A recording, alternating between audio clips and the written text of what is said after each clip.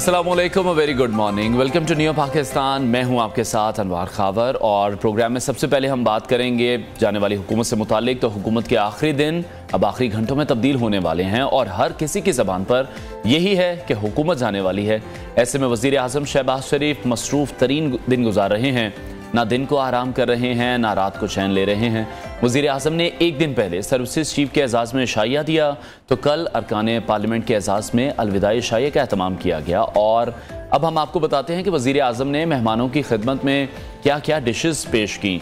बस सुनते जाएं और अपनी राल टपकाते जाएं। चिकन मंचूरियन वहाँ पर था, चिकन कढ़ाई, मटन कढ़ाई से उनकी तवाज़ो की गई, मीठी डिशेस भी खिलाई गई और इसके अलावा देसी मुर्गी, बीफ बिरयानी, माश की दाल, चिकन शामी कबाब और मछली भी पेश की गई। हम उस रियासत की बात कर रहे हैं जहाँ पर हम ये कहते हैं कि हमें डिफ़ॉल्ट से बचने के लिए IMF की मदद लेनी है, हमें अपने अवाम पर टैक्सेस लगाने हैं और फिर इस तरह के इशाइये दिए जाते हैं शाहाना अंदाज में। जो हुकूमती खर्चा है वो तो हमें कहीं भी कम होता नहीं दिखाई देता। और अरकान पार्लियामेंट ने वज़ीर आज़म हाउस के अपने आखिरी डिनर के भी खूब मज़े लिए हैं। वज़ीर आज़म ने खिताब भी किया और कहा कि आइंदा चंद रोज़ में हमारी हुकूमत ख़त्म हो जाएगी। कोशिश यही कर रहे हैं कि सबके लिए काबिल कबूल निगरान सेटअप तश्कील दिया जाए। तमाम तनकीद के हमने रियासत को बचाया है, सियासत की कुर्बानी देकर मुल्क को भंवर से निकाला है। वज़ीर आज़म की स्टेटमेंट को आगे चलकर भी डिस्कस करेंगे। अब शामिल करते हैं टॉप स्टोरीज। आम इंतखाबात में ताखीर के खदशे यकीन में बदलने लगे।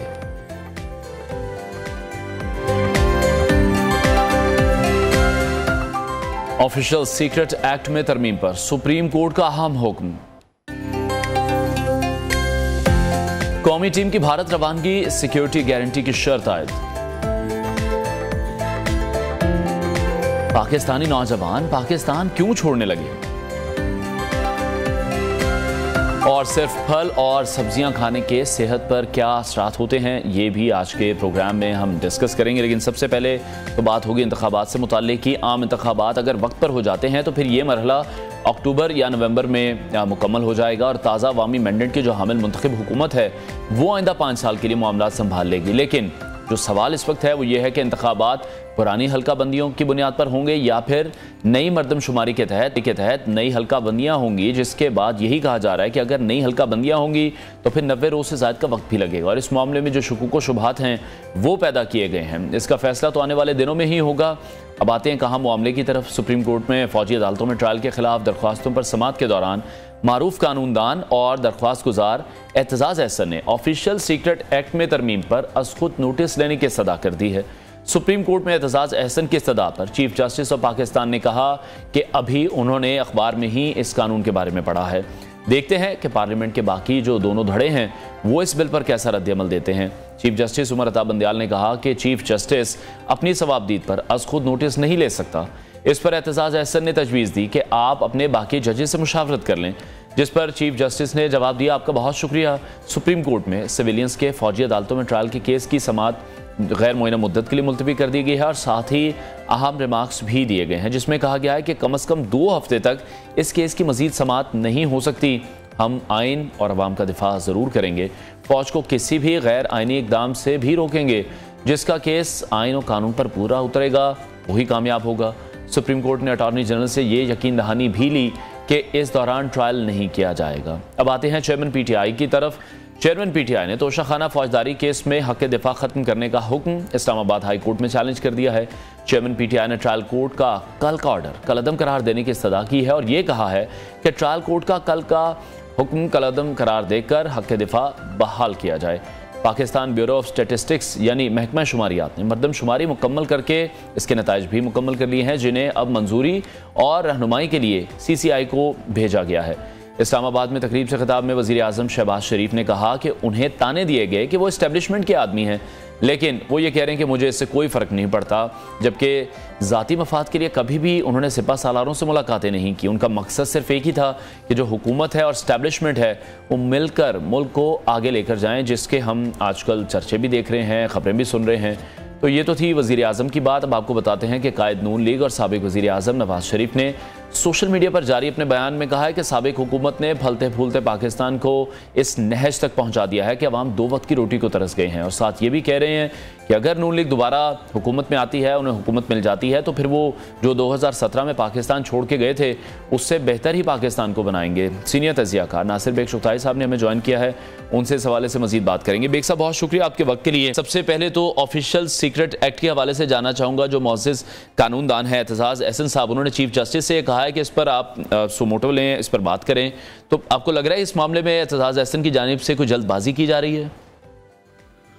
अच्छा, मुझे बड़ा अफसोस हुआ है एतजाज़ साहब पे। कल मैं बड़ा फ़ख्र करता था उनका कि उनका ह्यूमन राइट्स का बड़ा तगड़ा रिकॉर्ड है और वो फंडामेंटल राइट्स को प्रोटेक्शन देते हैं और वो बहुत से ऐसे केसेस लेते हैं जो पाकिस्तान के लिए बहुत इम्पोर्टेंट है। लेकिन कल जो 2 इशू उन्होंने उठाए, वो एक प्रीमेच्योर था ऑफिशियल सीक्रेट एक्ट वाला, और दूसरा अफसोसनाक था, एक ट्रेजेडी थी एतजाज़ एहसन के पूरे करियर के अंदर। वो जब उन्होंने ये कहा कि जब अटैक किया गया फौजी तनसीबात पर कि फौज ने मुजाहिरीन को शूट क्यों नहीं किया। मैं उधर बाद में आऊँगा फाइनेंशियल एक्ट उसके ऊपर, ऑफिशियल एक्ट के ऊपर। जी। तो शूट क्यों नहीं किया? और ये बड़ा ख़तरनाक बयान था कि आप पाकिस्तानी फ़ौज से कह रहे हो कि मुजाहिरीन को शूट कर दें। बिल्कुल। तो उस पर अटॉर्नी जनरल बहुत ही महज़ब शख्सियत हैं, और कमाल की बात यह है कि वो चौधरी एतजाज़ एहसन के उनके वालिद जो थे दोस्त थे, और दोनों ने MRD की तहरीक में हिस्सा लिया था। तो अटॉर्नी जनरल ने उनसे कहा कि जनाबी वाला, आपने भी बहुत तहरीकें चलाई हैं, बड़े जुलूस निकाले आपने, क्या कभी आपने अटैक किया फौजी तनसीबात पर? तो ये बाल हुआ, उस पर चीफ जस्टिस ने भी कहा कि मुझे बड़ा दुख हुआ, और उन्होंने कहा अटॉर्नी जनरल ने कि पाकिस्तानी फ़ौज ने आज तक अवाम पे फायरिंग नहीं की है, क्राउड पे फायरिंग नहीं की है। और ये मैंने कल भी एक प्रोग्राम में कहा था, मुझे उसी रोज़ NDTV ने लिया था दूसरे रोज़। तो उन्होंने मुझसे पूछा फ़ौज ने जवाब क्यों नहीं दिया? तो बहुत सिंपल कहानी है, फ़ौज ने इसलिए जवाब नहीं दिया कि फ़ौज और गालिबन हमारी सिविल एडमिनिस्ट्रेशन इंडियन ट्रैप में ही आना चाहती थी। अगर वहाँ 200-250 लोग मर जाते तो इस मुल्क में कितना बड़ा रिएक्शन आता, क्या क्या और जल जाता। तो खैर एतजाज़ एहसन को जवाब मिल गया उसका, और फिर चीफ जस्टिस ने भी कहा कि मुझे बड़ा दुख हुआ कि एतजाज़ एहसन ने ये तबसरा किया। अब आते हैं ऑफिशियल सीक्रेट एक्ट की तरफ। इसकी मैं मुखालफत करता रहूँगा किसी भी स्टेज पर। जब भी मुझसे आप पूछेंगे मुझे आप इसका मुखालिफ पाएंगे। किसी तरह का एक PTI की गवर्नमेंट लेकर आई थी, उसकी मुखालफत की थी हमने, आपके प्रोग्राम में मुखालफत की थी, बहुत प्रोग्राम पे की थी हमने, और सुप्रीम कोर्ट भी चले गए थे, हम हाई कोर्ट भी चले गए थे। और बड़ा अजबस काम हुआ जब इस्लामाबाद हाई कोर्ट के चीफ जस्टिस ने उसकी कई क्लॉजेस को गैर कानूनी करार दिया, गैर आईनी करार दिया। इसकी बहुत सी क्लॉज गैर आईनी है, लेकिन इस मरहले पर सुप्रीम कोर्ट से कहना कि आप उसको नोटिस लें, मुझे बड़ा अजीब लगा कि एतजाज़ को कानून तक का पता नहीं चला। जो नया कानून आया है कि अब चीफ जस्टिस उसको नोटिस खुद नहीं ले सकता, उसे मशवरा करना होता है 2-3 जजों से। नया लॉ ये कहता है, वरना अदरवाइज कोई उसको रिकमेंड करता है कि ये ले ले नोटिस आप, तो पहले ले लिया करते थे, अब नहीं लेता। लेकिन बेग साहब बिल्कुल आप दुरुस्त कह रहे हैं, जो कवानीन हम देख रहे हैं। जी ऐड कीजिए। उसमें चीफ जस्टिस ने कहा कि 2 हाउस हैं पार्लियामेंट के, एक हाउस ने मंजूर किया है, देखते हैं दूसरा क्या करता है, उसके बाद देख लेंगे। तो वो भी उनके लिए बड़ा मसला हुआ, खफगी का वो सुबकी का बायस बनाए थे एहसन की। ठीक है, लेकिन आप भी जिस तरह से बात कर रहे हैं, आप भी इसको कह रहे हैं कि बिल्कुल आप इसके हक में नहीं हैं। जो कवानीन बन रहे हैं जिनसे शख्सी आज़ादियाँ मुतासर होने का भी शदीद खतरा है, खुद हुकूमती वज़रा भी इसकी मुखालफत करते दिखाई दे रहे हैं, और यही कहा जा रहा है कि नवाज शरीफ भी ऐसे कवानीन के हक में नहीं है, लेकिन वो भी चुप साधे बैठे हैं, खामोश दिखाई दे रहे हैं। तो खामोशी का मतलब तो फिर रजामंदी ही है। देखिए, ये मैं जो कुछ भी हुआ है ये कोई ऐसा नहीं है कि एमी अलग से हो गया है। लोग मुत्तफिक हैं, लोग इस पर इत्तफाक करते हैं। कौमी असम्बली में मंजूर नहीं होता ये, कौमी असम्बली में। लेकिन सेनेट ने, मैंने कल भी लिखा, कल कहा भी मैंने, हाउस ऑफ फेडरेशन होने का सबूत दिया बड़ी हद तक। जब देखे ना, इरफान सदीकी साहब मुस्लिम लीग के इंतहाई वफादार शख्सियत हैं, बहुत ज़्यादा नवाज शरीफ साहब के बड़े हामी हैं। उनकी तकरीर लाजवाब थी जब उन्होंने कहा कि इसका इस्तेमाल हमारे खिलाफ भी होगा। फिर रज़ा रब्बानी की तकरीर जिसपे उन्होंने एजेंडा बिल फाड़ के फेंक दिया, वो लाजवाब थी। फिर कामरान मुर्तज़ा की तकरीर वो लाजवाब थी। तो सेंटर्स ने तो अपना हक अदा किया और मजबूरन हाउस का सेंस बहुत ख़तरनाक था। अगर राय शुमारी करा लेते आप तो बिल रिजेक्ट हो जाता, बिल मुस्तरद हो जाता और बड़ा मसला बन जाता गवर्नमेंट के लिए उसके बाद। और फिर पार्लियामेंट का इजलास हुआ, जो भी टाइम उतना नहीं है उनके पास। तो मेरा ख्याल ये कि सेनेट ने आवाज़ उठाई अपनी और चेयरमैन ने बहुत चालाकी की, बहुत होशियारी से काम लिया और बिल्कुल ड्रॉप कर दिया, बिल्कुल डेफर भी नहीं किया, ड्रॉप कर दिया उन्होंने उसको कि मैं ड्रॉप कर रहा हूँ। अब दोबारा कोई मौका आएगा। ठीक है बेग साहब, अभी तो हम यही देख रहे हैं कि निगरान गवर्नमेंट आने में कुछ दिन बाकी रह गए हैं, जो हुकूमत भी जारी है, लेकिन उस हवाले से कोई अहम जो फैसला है वो ये नाम अभी तक सामने नहीं आ रहा। और ये कहा जा रहा है कि 9 अगस्त को जो है गवर्नमेंट चली जाएगी, निगरान सेटअप आ जाएगा। तो आपको नहीं लग रहा कि बहुत मामला डिले हो गए हैं? नहीं, मेरा ख्याल है मामला डिले नहीं हुए। प्राइम मिनिस्टर को मशवरा करना है रियाज साहब से, जो अपोजिशन लीडर हैं जी, बाकी दोस्तों से वो दोस्ताना मुशावरत कर रहे हैं। लेकिन ये मुशावरत बहुत अहम है। कल भी बिलावल भुट्टो से हुई है, मुझे ज़रदारी साहब नज़र नहीं आ रहे इस पूरी सूरत हाल में। और फिर MQM वालों से भी शायद कल रात को ये आज होगी। ANP से बातचीत हुई है, BNP से बात हुई है, बाप से बात हो रही है। तो मुज़ाकरात हो रहे हैं, बहुत से नाम फ्लूट कर रहे हैं, बहुत से नाम हवा में तैर रहे हैं इस वक्त। कोई इकनॉमिस्ट है, कोई सियासतदान है, कोई पुराना सियासतदान है, कोई सिंध का साबिक गवर्नर है, कोई साबिक निगरान वज़ीर आज़म भी का भी एक नाम आया है जो पॉलिटिशियन है। मेरा ख्याल है बोन ऑफ कंटेंट ये है कि पॉलिटिशियन होना चाहिए, भले रिटायर्ड हो, ठीक है, और ऐसा पॉलिटिशियन होना चाहिए जो इस वक्त किसी पार्टी में शामिल ना हो। तो इतने अभाम क्यों हैं इंतखाबात में? ताखीर की जो खबरें हैं वो हुकूमत के जाने से पहले ही हम देख रहे हैं, मंजिल यहाँ पर आ रही हैं नई और पुरानी मरदमशुमारी को। आपको लगता है कि अब बुनियाद बनाया जाएगा कि जो नई मरदमशुमारी है उस हवाले से हल्का बंदी की जाए पहले? ये खतरनाक बात है और ये इस मरहले पर आकर ये बात सामने आई है। वरना तो ये आ रहा था कि वायलेंस का मसला है, ख़तरा है। वायलेंस तो हो रहा है, ये बात तो तय बात है कि KP में और बलूचिस्तान में जो सिचुएशन है, जो गुज़िश्ता 2-3 हफ्ते से वो ज़्यादा तेज़ हुई है। और वहाँ जो बाजोड़ का धमाका है वो बहुत इम्पोर्टेंट है और बहुत अफसोसनाक है। सबको अफसोस हुआ है, कितने लोग 60 से ज़्यादा लोग शहीद हुए वहाँ पर। तो मेरा ख्याल ये है कि इम्कान ये था कि अमन व अमान की सूरत हाल को बेस बनाकर शायद आगे बढ़ा जाए। और ये तय करना कि इंतखाबात कब होंगे ये अब किसी के और का काम नहीं है, ये काम इलेक्शन कमीशन का है, ना सुप्रीम कोर्ट का काम है ये, ना हुकूमत का काम है। ये डेट इलेक्शन कमीशन देगा और सब कुछ देख कर देगा। आप दुरुस्त कह रहे हैं, जिस तरह से वजीर आजम ने तो बात कर दी अब नई मरदमशुमारी के हवाले से, और आप भी ये कह रहे हैं कि जो मामलात है वो इलेक्शन कमीशन के कोर्ट में ही डाल दिए गए हैं। तो ये मामला भी आप देख रहे हैं कि इन फ्यूचर अदालत में ही जाएगा? देखिए कौन सा वाला, यही मामला नई मरदमशुमारी को लेकर। मेरा ख्याल है मरदमशुमारी के लिए आपको आईनी तरमीम करना पड़ेगी और आप पर 2/3 मेजॉरिटी नहीं है, ना टाइम है। चुनांचे ये मामला जाएगा काउंसिल ऑफ कॉमन इंटरेस्ट में, पहले भी गया है, इससे पहले भी गया है। और काउंसिल ऑफ कॉमन इंटरेस्ट क्या करती है, मुस्लिम लीग के अंदर इस बारे में खासी धड़ेबंदी है। एक धड़ा करता है पुरानी मरदमशुमारी पे होना चाहिए, एक कहता है नई पे होना चाहिए। पीपल्स पार्टी का अपना मौक़िफ़ है, MQM का अपना मौक़िफ़ है। खुद बलूचिस्तान कहता है कि ये मेरी सीट बढ़ रही है, मुझे सीट एक्स्ट्रा दें आप एक नई मरदमशुमारी में। तो ये खासा लंबा झगड़ा हो जाएगा और फिर ये CCI में जाएगा। उसके बाद इलेक्शन कमीशन ने अगर ये तय किया कि मरदमशुमारी नई मरदमशुमारी पे होगा, जिसको मुझे लगता नहीं है, तो फिर आपको 4 महीने और इंतज़ार करना पड़ेगा। ठीक है। और बेग साहब, जिस तरह अभी हम देख रहे हैं जाती हुकूमत कौमी असम्बली में जिस तरह धड़ बिल पास करवा रहे हैं, ये भी कोई तरीका मुनासिब तो नहीं है। ऐसा लग रहा है किसी घोड़े पर सवार हैं, बहुत ही जल्दी है किसी बात की इन्हें। आज मैं आपसे हर बात इत्तेफाक कर रहा हूँ। इत्तेफाक की बात ये कि ये वही हरकतें हैं जो पीटीआई ने की थी। आपको शायद याद होगा कि बाबर अवान साहब ने 25 बिल पास किए थे 15 मिनट में, और उन्हें तो टाइटल तक नहीं पढ़े थे। वही सूरत हाल यहाँ पर है।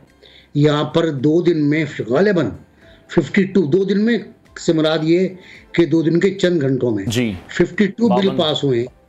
52 वो जिन पर हंगामा भी हुआ है, झगड़ा भी हुआ है, और इनमें 31 जो हैं वो यूनिवर्सिटीज़ के बिल हैं। और बहुत से लोग शिकायत ये कर रहे हैं कि एक बिल है university of Gwadar at Lahore. अब लाहौर यूनिवर्सिटी ऑफ गवादर, ये कभी मैंने नहीं सुना ये कि लंदन स्कूल ऑफ इकोनॉमिक्स इन टंडोवाला यार चीचू के मलिया, ये नहीं सुना मैंने। तो और ये सारे के सारे बिल जो पेश किए हैं वो सब सियासतदां हैं। अगर आप रिकॉर्ड निकालें कौमी असम्बली का तो सब सियासतदां हैं जिन्होंने ये बिल मंजूर कराए मुख्तलिफ यूनिवर्सिटियों के। और क्यों मंजूर कराएं ये आप खुद बेहतर समझें। किसको देंगे, इसका चार्टर कहाँ पर आएगा, चार्टर कौन अप्रूव करेगा। HEC के इख्तियारात आप काट रहे हैं, कम कर रहे हैं। उसकी चेयरमैन का जो मुकाम था वफाकी वजीर का था वो ख़त्म कर दिया आपने। क्या करना चाह रहे हैं? एक आपके पास आला तालीम का इदारा है, अच्छा इदारा था, उसको ख़त्म कर रहे हैं। उसकी रिसर्च की जो पूरी कैपेसिटी थी वो ख़त्म कर दी है। अब किस पे रिसर्च करना है आप? अल्लामा इकबाल पे, जिगर मुरादाबादी पे, गालिब पे, मीर तकी मीर पर। भाई ये रिसर्च करने वाली चीज़ें ये। आप साइंस ऑफ टेक्नोलॉजी भी क्यों नहीं जा रहे? आप नासा से बात क्यों नहीं कर रहे? आप खिलाओं पर रिसर्च क्यों नहीं कर रहे? आप वीनस पे और मार्स पे रिसर्च क्यों नहीं कर रहे? अच्छा बेग साहब, आजकल हम देख रहे हैं सोशल मीडिया पर एक बड़ी तनकीद हो रही है। जिस तरह से शहबाज शरीफ बड़े एक्टिव हैं, जाने वाले दिन हैं उनके, तो वो यही बात करते दिखाई दे रहे हैं कि अगर अगली बार हमारी हुकूमत आई तो हम ऐसा कर देंगे। अभी नवाज शरीफ की भी मिलती जुलती स्टेटमेंट है जो सोशल मीडिया पर उन्होंने जारी की है। वो भी ये कह रहे हैं कि जिस तरह 2017 में पाकिस्तान छोड़ के गए थे उससे बेहतर कर देंगे। तो तनकीद जो लोग वो यही कर रहे हैं कि इतनी बारियां लेने के बाद भी जब भी इनकी गवर्नमेंट जा रही है तो ये कहते हैं जब नेक्स्ट टाइम हमें सेलेक्ट किया जाएगा या इलेक्ट किया जाएगा तब हम ऐसा कुछ करके दिखाएंगे कि पाकिस्तान बहुत आगे चला जाएगा। तो क्या ये सिर्फ वादे हैं या फिर जो टेन्योर पूरा नहीं कर पाता कोई भी वजीर आजम, उस वजह से हम अभी भी इन मसाइल में फंसे हुए हैं? मैं कल देख रहा था कि ये दावे के बाद कि 2017 में क्या सिचुएशन थी, तो वाकई बात सही है कि 2017 में पाकिस्तान का जो स्टॉक इंडेक्स है वो 53,000 पे था। कल जो 49 पे गया है वो 6 साल बाद गया। अंदाजा लगाइए आप कि हम कितना पीछे चले गए। वो 53,000 पे था। गोल्ड प्राइस 49,000 पे थी जो आज 2 लाख से ऊपर है। डॉलर की कीमत जो थी पता नहीं 105 रुपए थी शायद। ग्रॉसरी की कीमत बहुत कम थी। ग्रॉसरी 35 रुपए किलो आटा था, चीनी बहुत सस्ती थी, सब कुछ था।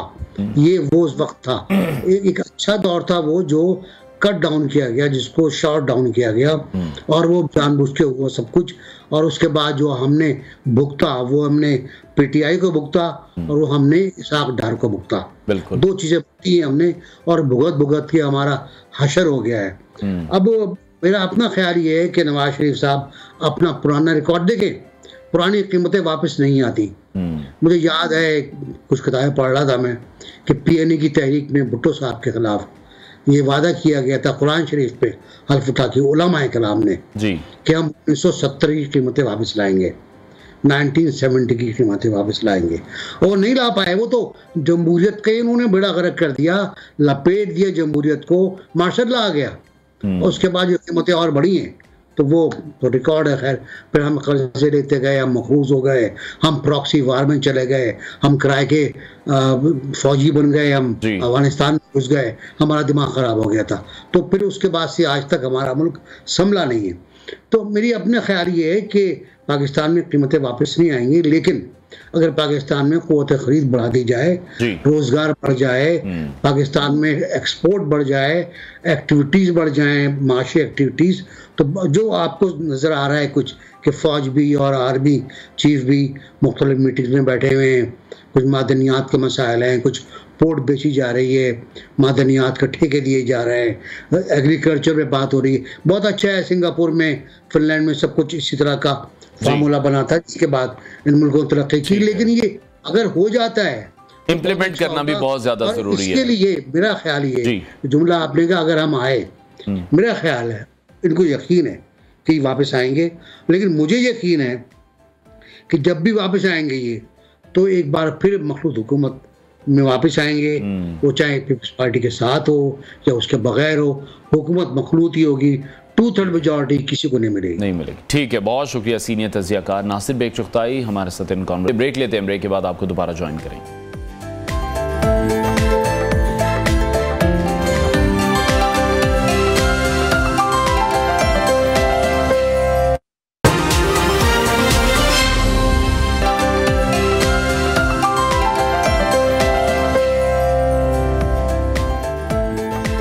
Welcome back. मुल्क में इंतखाबात में ताखीर की खबरें बिल्कुल भी नई नहीं हैं। मुस्लिम लीग नून के सफ़े अव्वल के रहनुमा आम इंतखाबात में ताखीर का कहते आ रहे हैं और फिर खबरें आने लगी कि पाकिस्तान पीपल्स पार्टी आम इंतखाबात में ताखीर के लिए बिल्कुल भी तैयार नहीं है।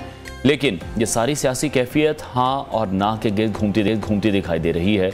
वफाकी वज़ीर दाखिला राना सनाउल्लाह ने कुछ दिन पहले कहा था कि इलेक्शन पुरानी मरदमशुमारी के मुताबिक होंगे।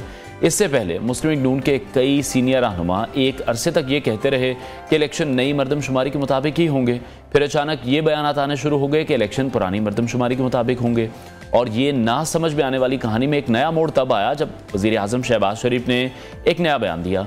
इंतखाबात नई मरदमशुमारी की बुनियाद पर कराने से मुतालिक वज़ीर आज़म के इस बयान से एक नया सियासी तनाज़ा खड़ा हो गया और ये बातें चल पड़ी कि क्या निगरान हुकूमत का दौरानिया तवील हो सकता है। MKM और इत्तेहादी जमातों की अगर हम बात करें तो उनकी तरफ से वज़ीर आज़म के इस बयान को काफ़ी सराहा गया। वज़ीर आज़म ने कहा कि 12 अगस्त को हुकूमत की मुद्दत मुकम्मल हो जाएगी और इंतखाबात में ताख़ीर का जवाज़ बिल्कुल भी नहीं है। वज़ीर आज़म ने इंतखाबात नई मरदमशुमारी पर कराने की तजवीज़ दी, ताहम जो हतमी फ़ैसला है वो इलेक्शन कमीशन पर छोड़ दिया गया है। इस बयान से कुछ हल्कों में शुबहात भी पैदा हुए हैं कि नई मरदमशुमारी से इंतखाबात में ताख़ीर हो सकती है। पार्लियामेंट अगर अपनी मुद्दत मुकम्मल करे तो निगरान हुकूमत 60 रोज़ के लिए कायम रहेगी और अगर असम्बलियाँ जल्द तहरील हो गई तो फिर निगरान हुकूमत 90 रोज़ के लिए होगी और इसका मैंडेट इसी अरसे के दौरान पार्लियामानी इंतखाबात कराना होगा। मुल्क में आम इंतखाबात की बातें तो की जा रही हैं, ताहम इलेक्शन कमीशन को हुकूमत की जानिब से जो मंजूर शुदा रकम है वो अभी तक नहीं मिल सकी। ज़रा इलेक्शन कमीशन का यह बताना है कि वजारत ख़जाना ने इलेक्शन कमीशन को मरहलावार फंड्स देने का कहा था। वजारत ख़जाना ने 10 अरब रुपये की पहली किस्त देनी है जो अभी तक नहीं मिल सकी। इसी पर हम मजीद बात करेंगे। साबिक सेक्रेटरी इलेक्शन कमीशन कुंवर दिलशाद साहब ने हमें ज्वाइन किया है। कुंवर साहब, बहुत शुक्रिया आपके वक्त। आम इंतखाबात को लेकर हम देख रहे हैं कि एक बहुत बड़ा मसला बना हुआ है। ताख़ीर की बातें काफ़ी देर से हो रही हैं, फिर साथ साथ ये भी खबरें मौजूद हैं कि आम इंतखाबात वक्त पर भी होंगे।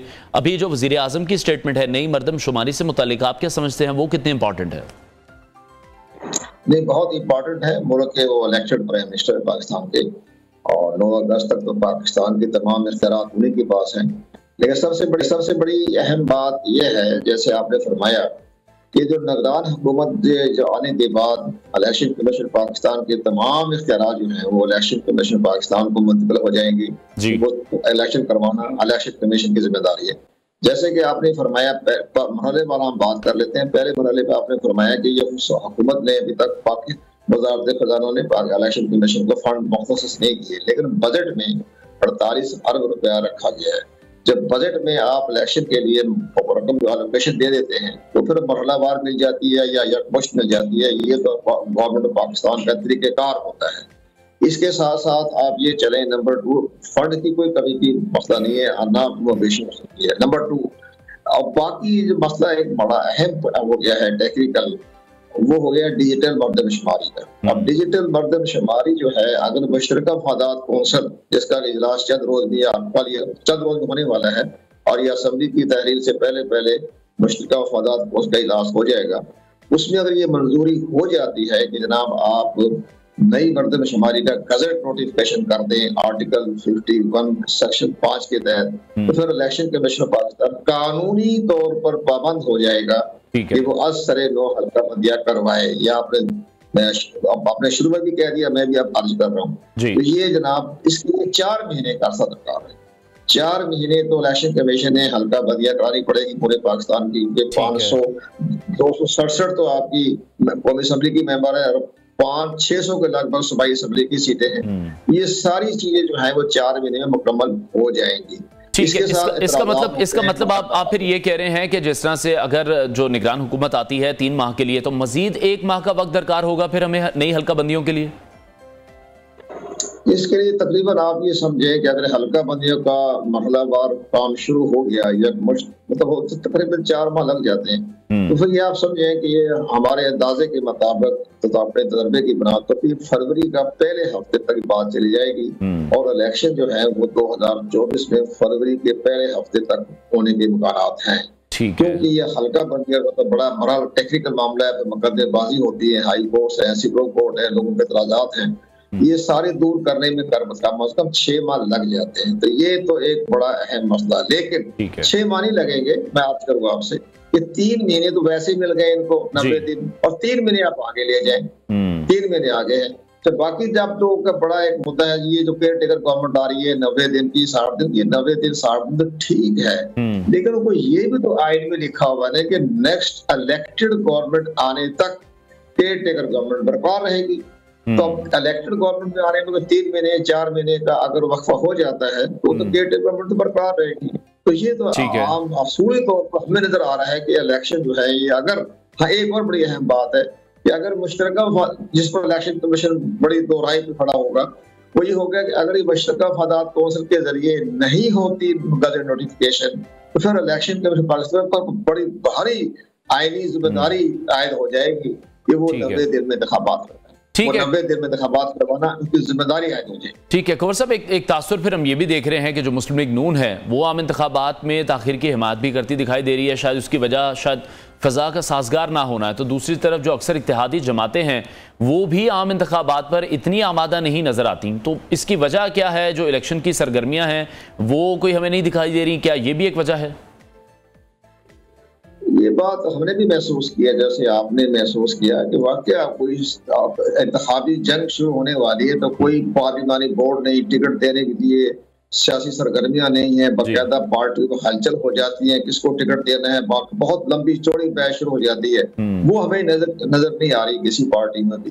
लेकिन बहरहाल जब ये 90 दिन का जो इलेक्शन पाकिस्तान जो है अपने आइन के मुताबिक तो ये शेड्यूल जारी कर देगा तो फिर तो लाजमी बात है कि तमाम पार्टियां जो हरकत में आ जाएगी और अपनी पार्लिमानी बोर्ड के जरिए टिकट तकसीम करेगी। लेकिन मामला यह है कि जब 9 अगस्त को असेंबली डिसॉल्व हो जाएगी तो मौजूदा हुकूमत खत्म हो जाएगी और इसका तमाम असर रसूख खत्म हो जाएगा, निगरान हुकूमत की जिम्मेदारी शुरू हो जाएगी। अब निगरान वज़ीर आज़म जो है वो तो एक जानदार शख्सियत सामने आ रही है, तो वो सारी चीजें देखते हुए मेरा ख्याल है कि अगर ये मरदमशुमारी का ना हुआ नोटिफिकेशन तो फिर इलेक्शन कमीशन 90 दिन में इंतखाबात करवा देगा। हमारी इतला के मुताबिक जैसे हमें पता चला है उन्होंने कहा अगर ये मरदमशुमारी का नोटिफिकेशन ना हुआ तो इलेक्शन कमीशन पाकिस्तान नवंबर के पहले हफ्ते इतवार के रोज इलेक्शन करवा देगा। ठीक है, अच्छा जिस तरह से आप भी ये जिक्र कर रहे हैं कि अगर हम नई मरदमशुमारी के हवाले से चलते हैं, नई हल्का बंदियां होती हैं तो फिर तकरीबन 6 महीने दरकार तो होंगे। तो एक बात तो फिर ये तय है कि इंतखाबात में अगर ताखीर हुई तो ये मामला सुप्रीम कोर्ट में जाएगा और ये काम तहरीक इंसाफ ही करेगी और वो नए चीफ जस्टिस के सामने मामला रखेगी, तो फिर इलेक्शन कमीशन को तलब किया जाएगा। तो क्या इलेक्शन कमीशन जो है वो नई मरदमशुमारी का जवाब ही पेश करेगा? सुप्रीम कोर्ट जाने की क्या जरूरत है? सुप्रीम कोर्ट पाकिस्तान नहीं देख रही कि जनाब हल्का बंदियां हो रही हैं और इसके बाद डिजिटल मरदमशुमारी का नोटिफिकेशन हो गया है तो 3-4 महीने क्या सुप्रीम कोर्ट के कहने की बात रातों रात हो जाएगी डिलिमिटेशन? उस 4 महीने शेड्यूल दिया हुआ इलेक्शन के पास। सुप्रीम कोर्ट में हमारी सुप्रीम कोर्ट है ना, वो भी आवाम की आवाज है ना, तो वो भी आइन की आवाज है ना, उन्होंने भी आइन भी देखना है, ग्राउंड भी देखनी है। जब सुप्रीम कोर्ट पाकिस्तान का क्या ताल्लुक है इसमें इलेक्शन के मामला में मुदाखलत करने का? जब इलेक्शन शेड्यूल जारी करेगा जनाब हमने हल्का बंदी करवानी है, क्या सुप्रीम कोर्ट में जाने से हल्का बंदी तेज नहीं हो जाएगी?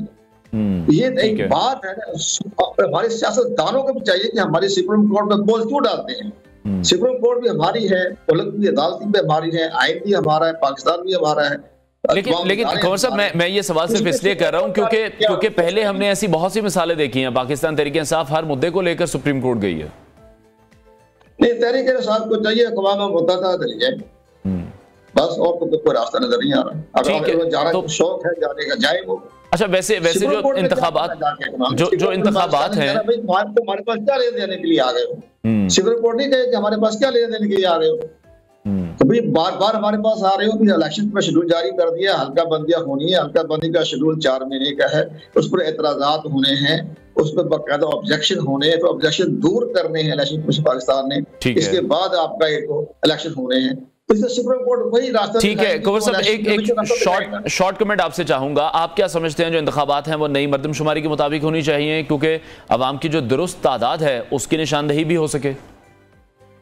ये हमारी जो इस पर हम तो ये कहेंगे जनाब, जो हमारे मरदमशुमारी जो है वो सूबाई हुकूमतों के तहफ़्फ़ुज़ात को दूर करने के बाद उसके मुताबिक ही आप करवा लें। दुरुस्त फरमाया, सूबाई हुकूमत की अपनी जिम्मेदारियां भी हैं, पंजाब की तो कोई मसला नहीं है, KP का कोई मसला नहीं है, लेकिन ये मसला है सिंध का, बलूचिस्तान का। वो अगर मरदमशुमारी के बारे में तहफ़्फ़ुज़ात का इज़हार कर दिया उनकी भी आवाज़ सुनी जाएगी। अगर वो चाहते हैं कि नहीं जी आप नई डिजिटल मरदमशुमारी के तहत आप अपना इंतखाब करवा दें, तो इलेक्शन कमीशन है उसके मुताबिक इंतखाबात करवा देना, शेड्यूल जारी कर देना, तो ज्यादा से ज्यादा फरवरी का पहले हफ्ते तक बात चली जाएगी, ज्यादा नहीं जाएगी। अगर ना हुआ, आप यकीन जाने, अगर ये मरदमशुमारी का नोटिफिकेशन ना हुआ तो इलेक्शन कमीशन पाकिस्तान जो इंतखाबात करवाने के लिए अपनी मशीनरी के तहत नवंबर के पहले हफ्ते में इंतखाबात होने के इम्कान मौजूद हैं। बहुत शुक्रिया सेक्रेटरी इलेक्शन कमीशन कुंवर दिलशाद हमारे साथ इन कॉन्वर्सेशन थे। लेते हैं ब्रेक के बाद आपको दोबारा ज्वाइन करेंगे। Stay with us.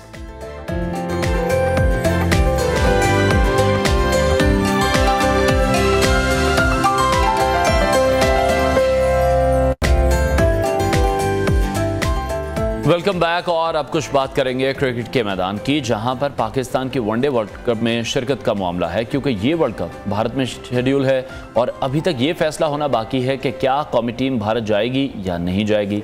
Pakistan cricket team की रवां बरस भारत में होने वाले वर्ल्ड कप में शिरकत के मामले पर बनाई गई हुकूमती कमेटी का पहला इजलास कल इस्लामाबाद में वज़ीर ख़ारजा बिलावल भुट्टो की ज़ेर सदारत हुआ, जिसमें अक्सरियत ने टीम को वर्ल्ड कप के लिए भारत भेजने पर इत्तेफाक किया। ताहम टीम की भारत रवानगी से कबल जो सिक्योरिटी है उसकी ज़मानत हासिल करने की बात की गई है। इंतजामात का जायज़ा लेने के लिए टीम की रवानगी से कबल एक वफ्द भारत भेजने की तजवीज़ पर भी गौर किया गया है। और इस इजलास में मुख्तलिफ वफाकी वज़रा और वज़राए मुमलिकत के साथ साथ सीनियर सियासतदानों, दफ्तर खारजा के अफसरान और सिक्योरिटी इदारों के नुमाइंदों ने भी शिरकत की है। इसके अलावा गुज़श्ता माह जुलाई में जयशा और ज़का अशरफ ने जनूबी अफ्रीका के शहर डरबिन में ICC के सालाना इजलास में शिरकत की। उनकी मुलाकात भी हुई और इस मुलाकात के बाद खबरें ये आई थीं कि जयशा पाकिस्तान में मैच देखने के लिए आएंगे, लेकिन बाद में जयशा ने सख्ती से इस बात की तरदीद की कि वो मैच देखने पाकिस्तान नहीं आएंगे और ना ही ऐसी कोई बात इन दोनों के दरमियान हुई है। अब PCB कमेटी के सरबराह ज़का अशरफ ने अपने एक इंटरव्यू में इसकी वजाहत की है।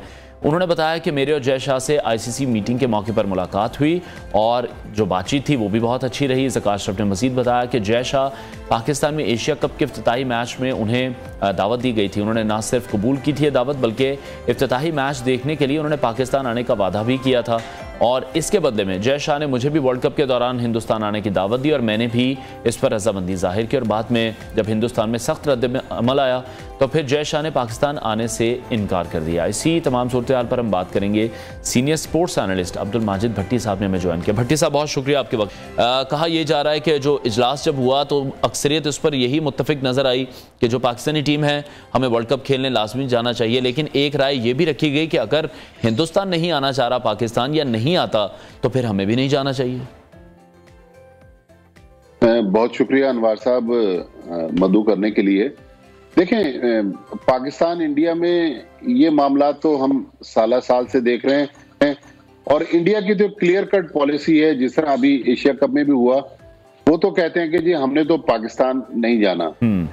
अब हम 2012-13 में उस वक्त ज़का अशरफ साहब ही PCB के चेयरमैन थे। पाकिस्तान टीम 2 T20 और 3 वनडे इंटरनेशनल खेलने के लिए इंडिया गई थी और उसके बाद से फिर ना पाकिस्तान ने 2 तरफा सीरीज के लिए कभी दौरा किया। इंडिया तो खैर 2008 में आखिरी बार कराची आया था एशिया कप खेलने।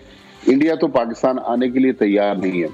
अच्छा, जहां तक ICC इवेंट्स का ताल्लुक है, 2016 में इस बार तो देखिए प्राइम मिनिस्टर शहबाज शरीफ ने एक बड़ी कमेटी बना दी है जिसमें बिलावल भुट्टो जिसको लीड कर रहे हैं और बहुत सारे वज़रा शामिल हैं, हमारी इंटेलिजेंस एजेंसियों के लोग हैं और वजारत खारजा, वजारत दाखिला के हुकाम भी उसमें शामिल हैं। तो लेकिन ये देखें, अप्रूवल तो हो जाएगा, लेकिन पाकिस्तान कुछ उनको रिजर्वेशंस हैं, जमानतें लेना चाहता है।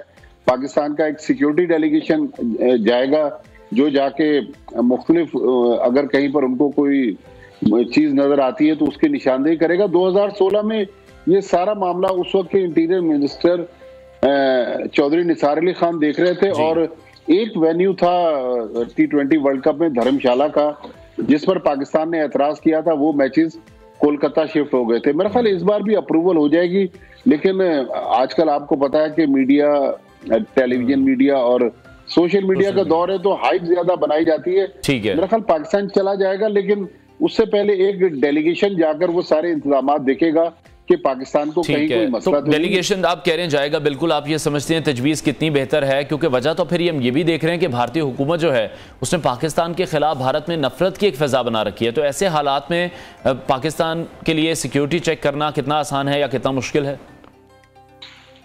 देखिए, बाज अनवर साहब, मुझे भी क्रिकेट के सिलसिले में कई दफा इंडिया जाने का इत्तेफाक हुआ है।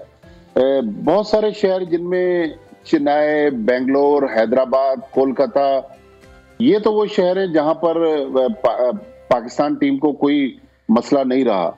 मैंने 2012 के एंड में जो पाकिस्तान इंडिया का T20 इंटरनेशनल हुआ था अहमदाबाद में, वो भी मैंने कवर किया था। और 2005 में पाकिस्तान इंडिया का एक वनडे इंटरनेशनल था, जो आखिरी गेंद पर इंजमामुल हक ने पाकिस्तान को जितवाया था।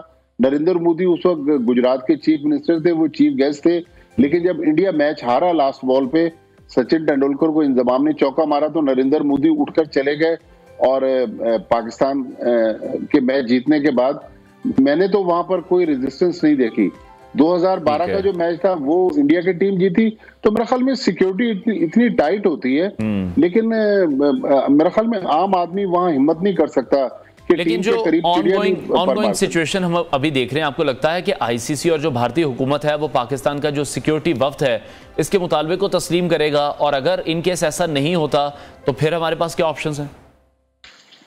देखिए, एक जो वेन्यू है जिसमें पाकिस्तान को एतराज माजी में था जब नजम सेठी साहब चेयरमैन थे, वो है अहमदाबाद। अहमदाबाद में 15 अक्टूबर को पाकिस्तान इंडिया का मैच है, जो अब शायद 14 को हो। तो ये वो वेन्यू है जहां पर 1 लाख तमाशाई भी आएंगे, और उसकी बहुत ज्यादा हाइप बनी हुई है। होटल्स के जो रेट्स हैं वो कई गुना बढ़ गए। एयरलाइन के टिकट्स तकरीबन बिल्कुल इसी तरह से हॉस्पिटल्स की बुकिंग लोग देख रहे हैं कि अगर अस्पतालों के कमरे खाली हैं तो वहां पर वो रुक जाएं। लेकिन मेरे ख्याल में इंडिया सिर्फ अपना एक बयानिया बनाना चाहता है कि देखें, पाकिस्तान हमारे बारे में जो भी बात करता है, आप देखें कि नरेंद्र मोदी के शहर में अगर पाकिस्तान की टीम मैच खेलकर चली जाएगी तो इंडिया को ये कहने का मौका मिल जाएगा जी हमारा मुल्क तो पीसफुल है। तो ये एक पॉलिटिकल बयानिया है जिसमें पाकिस्तान को नजर रखी हुई यकीनी पाकिस्तानी हुकूमत ने, फॉरेन ऑफिस ने। तो इसमें मेरे ख्याल में कुछ ना कुछ अगर पाकिस्तान एतराज कर सकता है। लेकिन जो आपका सवाल था, पाकिस्तान के पास मेरे ख्याल में कोई ऑप्शन है नहीं। जब वो सिक्योरिटी की जमानत दे देंगे उसके बाद फिर पाकिस्तान को ट्रैवल करना है इंडिया के लिए। ठीक है भट्टी साहब, अभी हमने देखा श्रीलंकन टूर में जो टेस्ट सीरीज हमने जीती है, बड़ी अच्छी परफॉर्मेंस पाकिस्तानी टीम की रही है। लीग्स की तादाद लेकिन हम देख रहे हैं कि बहुत बढ़ गई है। अब खिलाड़ी हर महीने कहीं ना कहीं खेलते हुए नजर आ रहे हैं। तो ऐसे में आप ये देख रहे हैं कि जो वनडे और टेस्ट क्रिकेट है उस पर इन फ्यूचर कोई असरात पड़ेंगे?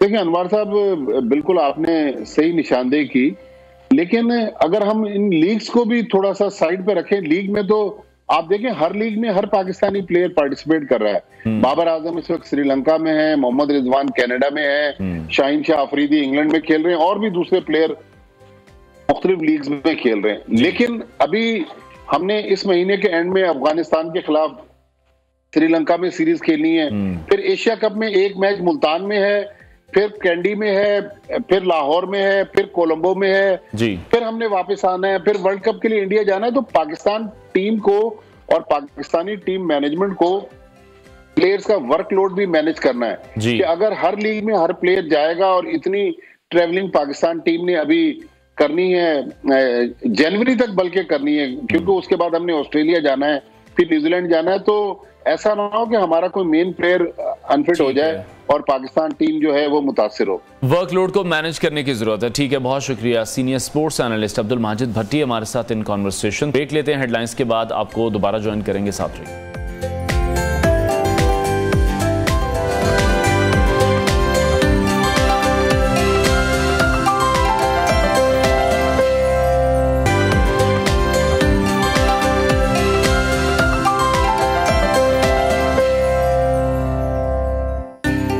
Welcome back. और अब बात करेंगे रिजवाना तशद्दुद केस के हवाले से। 24 जुलाई को तशद्दुद की शिकार 14 साला बच्ची रिजवाना का मामला सामने आया था और बच्ची की मां ने जज की अहलिया पर तशद्दुद का इल्ज़ाम लगाया था। और इन तमाम इल्ज़ामात के मुताबिक जब बच्ची को अस्पताल पहुंचाया गया तो उसके सर में बहुत ज़्यादा ज़ख्म थे और वो ज़ख्म इतने पुराने थे कि अब उन ज़ख्मों में कीड़े पड़ चुके थे और उस बच्ची के दोनों बाजू भी टूटे हुए थे और वो काफ़ी खौफजदा बताई जा रही थी। लेकिन अब हम देख रहे हैं कि डॉक्टर्स की जानिब से जो बच्ची की कंडीशन बताई जा रही है उसकी सेहत में अभी बेहतरी के आसार भी दिखाई दे रहे हैं और जो प्लेटलेट्स थे बच्ची के वो 12,000 से 80,000 तक पहुंच चुके हैं। रिजवाना की सांस में भी बेहतरी आ रही है, जो ऑक्सीजन की फरामी है उसकी जो सप्लाई है उसको भी अभी कम कर दिया गया। और एक अहम बात यह है कि कल पाकिस्तान मुस्लिम लीग नून की चीफ ऑर्गेनाइज़र मरीम नवाज तशद्दुद का शिकार कमसिन बच्ची की अयादत के लिए लाहौर के जनरल अस्पताल पहुंची, जहां उन्हें MS जनरल खालिद बिन असलम ने बच्ची की सेहत के हवाले से ब्रीफिंग में बताया कि रिजवाना की जो तबीयत है वो अब खतरे से बाहर है, तो जो इम्प्रूवमेंट है वो भी दिखाई दे रही है। बड़ा अच्छा ट्रीटमेंट किया जा रहा है। इस हवाले से मरीम नवाज का ये कहना था कि जो घरेलू मुलाजमा है बच्ची रिजवाना की हालत देखकर उन्हें बहुत ज़्यादा दुख हुआ है और ये मुतालबा भी उन्होंने किया और बाब इख्तियार से हुए दरख्वास्त करती भी दिखाई दे रही हैं कि इस केस को अर्जेंट बुनियादों पर सुना जाए, जो जालिम इसमें मुलविस हैं उनको भी इस करार वाकई सज़ा दी जाए, क्योंकि जो रिजवाना जैसे बच्चे हैं बच्चियां हैं ये हमारे माशरे में जुल्म का शिकार क्यों हो रहे हैं, ये एक बड़ा बुनियादी सवाल है। क्योंकि जो हम चाइल्ड लेबर के कवानीन की बात करते हैं तो उन पर इम्प्लीमेंट हमें कहीं भी नज़र नहीं आता, बेशक वो घरेलू मुलाजिम की सूरत में हो या जितने भी वर्कशॉप्स हम देखते हैं। पर छोटू नाम का एक बच्चा आपको ज़रूर दिखाई देता है जिससे मुशक्कत कराई जाती है, जबरन मुशक्कत कराई जाती है, उनको तशद्दुद का निशाना बनाया जाता है। हम जो चाय के ढाबे होते हैं वहाँ पर देखते हैं कि इस तरह के बच्चे हमें काम करते दिखाई देते हैं। पोश इलाकों की अगर हम बात करते हैं, अपने रिलेटिव्स की अगर बात करें, या बहुत से ऐसे लोग हैं जो घरेलू मुलाजिम रखते हैं, वहाँ पर इस तरह के बच्चे होते हैं जिन पर तशद्दुद भी किया जाता है। तो कुछ वाक़यात ऐसे हैं जो कि मंजर आम पर आ जाते हैं, मीडिया उसको हाईलाइट कर लेता है। इसी तरह से एक तैयबा तशद्दुद केस सामने आया था, उस पर भी फैसला किया गया। लेकिन अभी ज़रूरत यह है कि अगर इस तरह का कोई वाक़या पेश आया जिस तरह के रिजवाना के साथ हुआ है तो उसको फिर एक एग्जाम्पल ज़रूर बनाना चाहिए, उसको प्रॉपर तरीके से इन्वेस्टिगेट होना चाहिए। पुलिस को भी गैर जानिबदारी का मुजाहरा करना चाहिए, क्योंकि जो गरीब अहले खाना है वो तो उस तरह से महंगे जो वकील हैं वो अफोर्ड नहीं कर सकते। जज साहब उनकी अहलिया का मामला है, पुलिस की जानिब से ये भी हमने देखा था कि दबाव का शिकार किया जा रहा है। जो बच्ची के अहले खाना है उनको उनकी स्टेटमेंट भी सामने आई थी, हमने अपने ही शो में उनसे बात भी की थी और ये कन्फर्म भी किया था कि उन पर पुलिस का प्रेशर ज़रूर है। इसी तमाम सूरत हाल पर हम बात करेंगे। हमें ज्वाइन किया डॉक्टर उमर आदिल साहब ने, जो कि इस केस को भी देख रहे हैं, उनके हमने कुछ वीलॉग्स भी देखे हैं, काफ़ी डेप्थ में वो इन तमाम चीज़ों को देख रहे हैं। डॉक्टर साहब बहुत शुक्रिया आपके वक्त के लिए।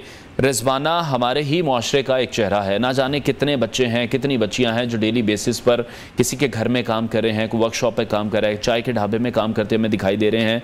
आम तौर पर हम बच्चों को देखते हैं जिन्हें छोटू के नाम से पुकारा जाता है, बुलाया जाता है। इन पर तशद्दुद करना ये एक बड़ा अफसोसनाक अमर है। पहली बात तो यह है कि इनसे तो चाइल्ड लेबर तो करवानी ही नहीं चाहिए, जो भी अंडर एज हैं। लेकिन आप क्या देख रहे हैं, कभी कभी कोई केस हाईलाइट हो जाता है, हम आप उस पर बैठ के बात कर लेते हैं, लेकिन मोस्ट ऑफ द जो लोग हैं वो तो सामने आते ही नहीं। अनवार, इस वक्त एक बहुत बड़ी दौड़ लगी हुई है इस मसले को लेकर। हर बंदा is actually trying to get something out of it. मेरी सुनिए, असल बात यह है कि मुजरिम कौन है, असल मुजरिम कौन है। रिजवाना को जो तशद्दुद किया गया है वो एक औरत ने नहीं किया, एक पूरे सिस्टम, एक पूरे मुआशरे ने किया। जहां पे मैं आपको थोड़ी सी बातें बताऊं जो आप लोग हाईलाइट नहीं करते। रिजवाना की माँ की उम्र 31 साल है, 31 साल की एक औरत है। उसने 10 जिंदा बच्चे पैदा किए हैं और 2 मिसकैरेजेस किए हैं, यानी कि उसकी पूरी एडल्ट लाइफ रिजवाना की माँ की बच्चे पैदा करते गुजर गई। जिस मुल्क के सिस्टम के अंदर तालीम नाम की चीज़, शऊर नाम की चीज़, फैमिली प्लानिंग नाम की चीज़ ना हो, वहाँ पे कई रिजवानाएं रोज़ पैदा होंगी और रोज़ मरेंगी। आप काइंडली, कल मैं आपकी बात पे भी मैं सुन रहा था, आपने फरमाया कि कल एक खातून जो है जो मुस्लिम लीग नून से उनका ताल्लुक है, मैं तो उनका नाम लेते हुए भी डरता हूँ कि पता नहीं इस पर भी पकड़ हो जाए और कौन सा अपना कानून आप लागू करते हैं। वो गई उस बच्ची के पास after 14 days of her admission and this case coming in front of, बिल्कुल हजूर वाला, उन्होंने जाके बहुत अफसोस का इजहार किया। ये नहीं कहा कि मेरा बाप यहाँ पे और मेरे बाप और चाचा की हुकूमत 3 दिहाइयों तक कायम रही है, 3 दिहाइयों के बाद भी ये इस हाल है सूबे का, इस मुल्क का, कि यहाँ के बच्चों को ये हो रहा है। आप अपने गरेबान में क्यों नहीं झांकते? हु इज रिस्पॉन्सिबल फॉर रिजवानास ऑफ दिस कंट्री? सबसे पहले रियासत, और वो हुक्मरान जो 75 साल से इस मजबूर अवाम के ऊपर हुकूमत कर रहे हैं। सर लोगों के बच्चे जब इतने पैदा होते हैं, there is a mouth to feed, वो बेचारे ये कहते हैं कि इसको कहीं काम पे लगा दें, ये अपना भी पेट भरे और हमें भी कुछ दे। खुदा का वास्ता है, विक्टिम ब्लेमिंग बड़ा आसान है। मैं जिसके सामने ये कहता हूं कि रिजवाना के 10 बहन भाई, हाय 10 बहन भाई, 10 बहन भाई इसलिए कि एक माइंड सेट है जो जहालत ने जन्म दिया कि जितने बच्चे होंगे उतने मजदूर होंगे, उतने पैसे कमाने वाले होंगे। किसी ने उस वक्त आके रिजवाना की मां का हाथ क्यों नहीं पकड़ा कि बीबी आओ मैं तुम्हें फैमिली प्लानिंग के पास लेके जाऊं? उस इलाके में जहां वो रहती थी कहां गई सारी पब्लिक हेल्थ की मशीनरी, कहां गई तालीम, कहां गया? इन बच्चों में से मैं बताऊं, रिजवाना का सबसे छोटा भाई जो है उसकी उम्र कितनी है? 1.25 साल। वो बच्चा 1.25 साल का पिछले 10 दिन से जनरल हॉस्पिटल में अपनी मां के साथ है। और मैंने उसकी मां से वाकई जन जाके पूछा, मैं कहा आखिरी दफा अपने बच्चों को दूध कब पिलाया था? कहने लगी डॉक्टर साहब 2 साल हो गए।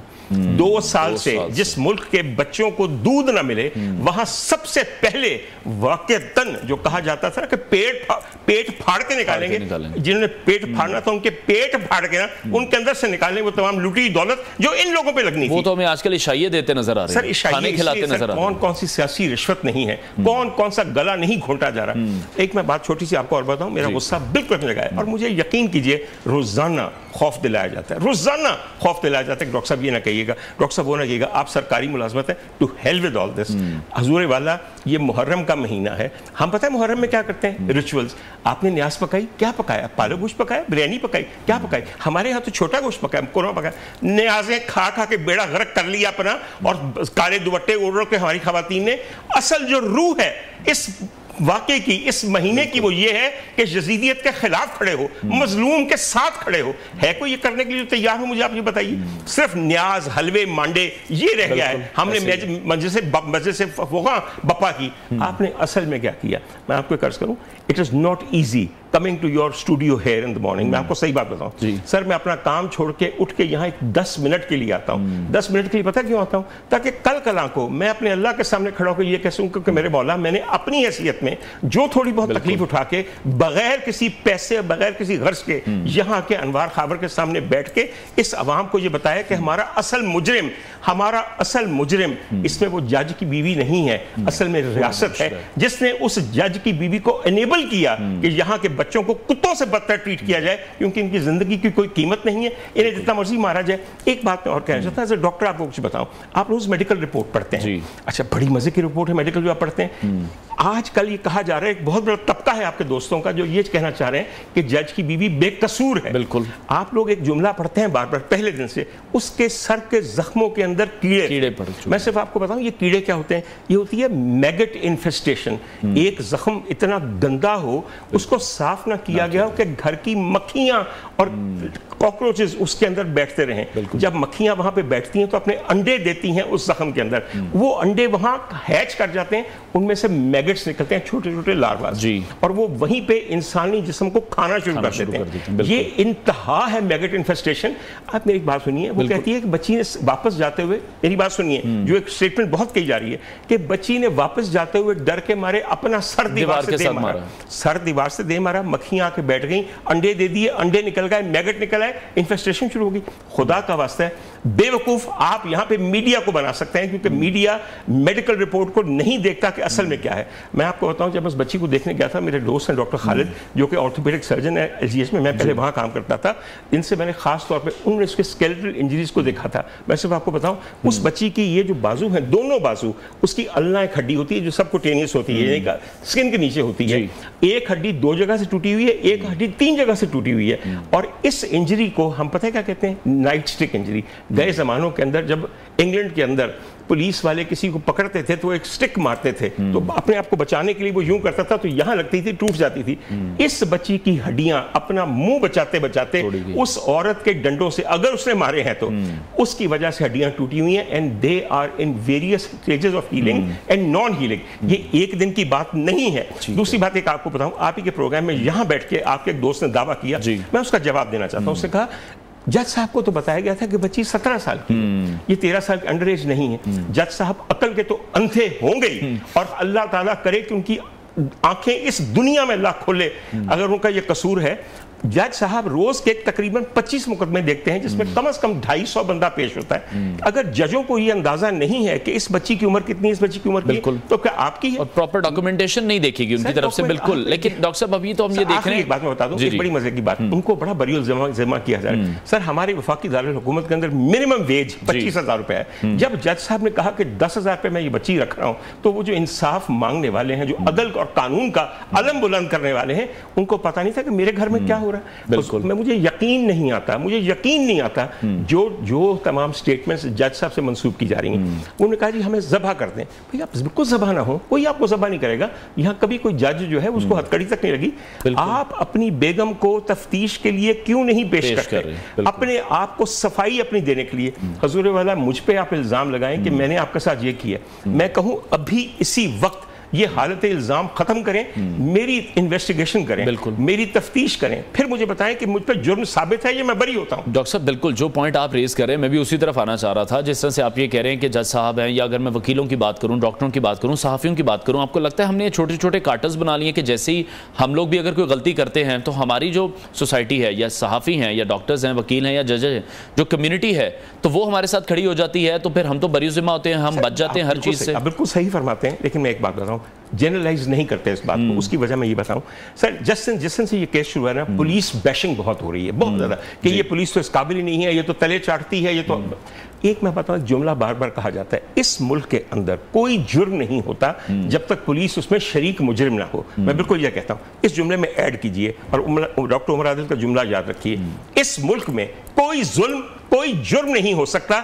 जब तक इलाके की पुलिस उस इलाके के बाअसर सियासतदान के पीछे की वजह से, उसके कहने की वजह से, उसके प्रेशर की वजह से शामिल ना हो। अब आई समझ आपको कि असल मुजरिम कौन है? सर हर इलाके में यहां पे एक फिरौन बैठा हुआ है जो वहां का एक बड़ा सियासतदान है। सर आप अपना SHO, अपना तहसीलदार, अपना पटवारी, हर बंदा जब अपनी मर्जी का लगाएगा हजूर वाला, तो फिर इंसाफ तो हो। लेकिन हम बात यही करते हैं कि इन्वेस्टिगेशन हो और शफाफ इन्वेस्टिगेशन हो, तो वो कैसे होगी? रिजवाना के वालिद से, खालू से हमने भी अपने प्रोग्राम में बात की, वो ये कहते दिखाई दिए कि इस्लामाबाद पुलिस हमें मुसलसल धमका रही है और वो ये कह रहे हैं कि आप बरी ज़िम्मा हो जाएं इस केस से, ले दे के इस मामले को ख़त्म किया जाए, क्योंकि वो तो जज साहब हैं, वो तो आपको उठवा देंगे। तो इस्लामाबाद पुलिस की अभी कोई वजाहती स्टेटमेंट इस पर सामने नहीं है और मुसलसल प्रेशराइज फैमिली को किया जा रहा है। हर फैमिली को प्रेशराइज किया जाता है क्योंकि पुलिस के लिए बखेड़ा बन जाता है। पुलिस किसी को नाराज नहीं करना चाहती जो बाअसर लोग हैं। वो अगर इन्वेस्टिगेशन करें पुलिस, तो उनके ऊपर जिस किस्म के प्रेशर है। एक बात बुरा ना बनाइए, अल्लाह ना करे कि आप पे कभी कोई मुकदमा बने।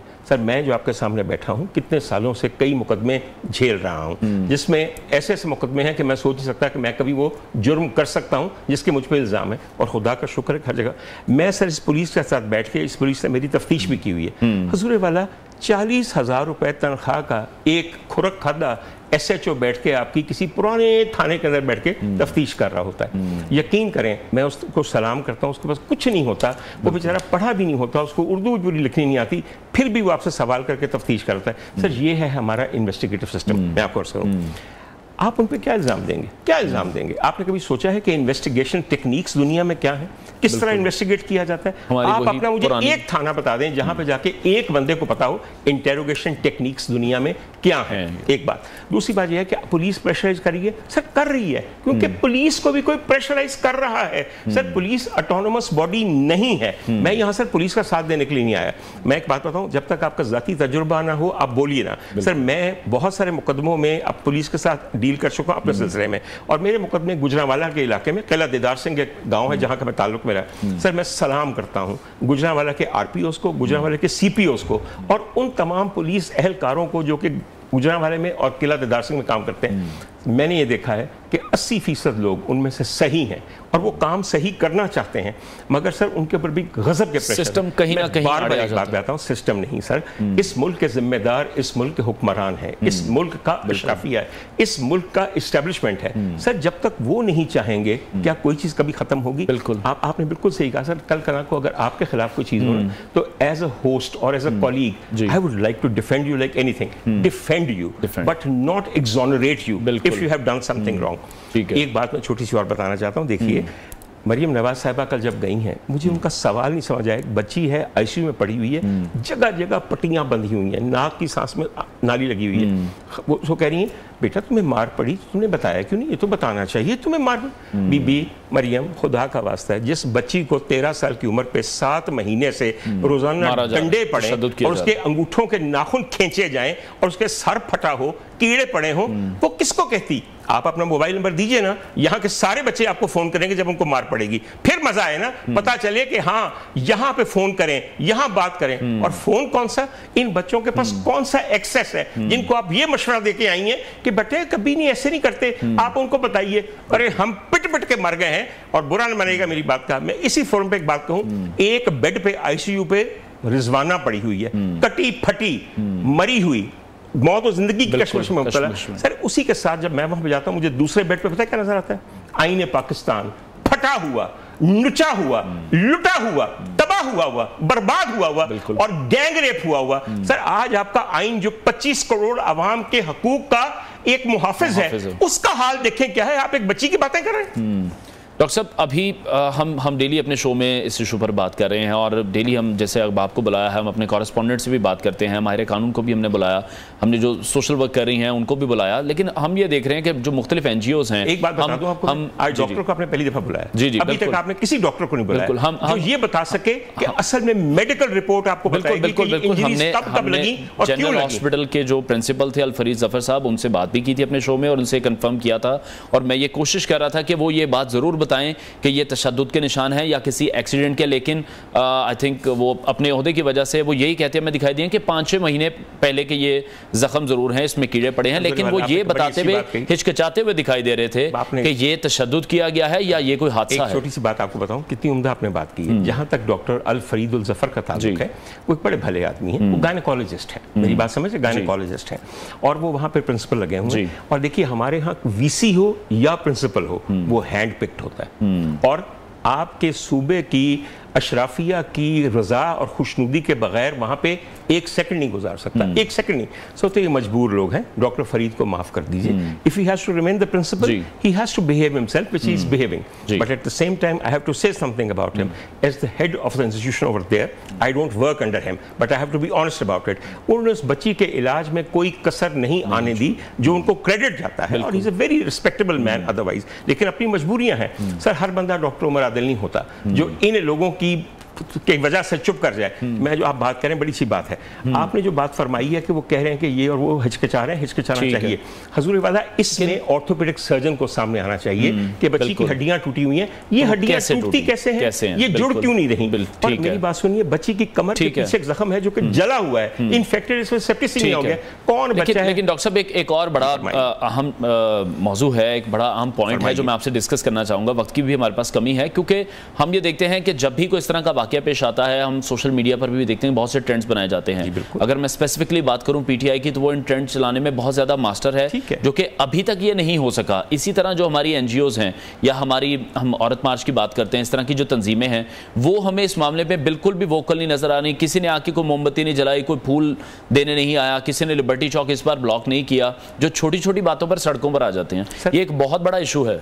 आप बिल्कुल सही फरमाते हैं, मगर मैं किसी का साथ देना नहीं चाहता, मगर ये कहना जरूर चाहता हूं, तो क्या हमारी जो सोसाइटी है वो सिर्फ क्लास ही देख रही है? नहीं सर, हमारी सोसाइटी इस वक्त, बुरा ना मानिएगा, हमारी सोसाइटी इस वक्त खौफ में मुब्तला है।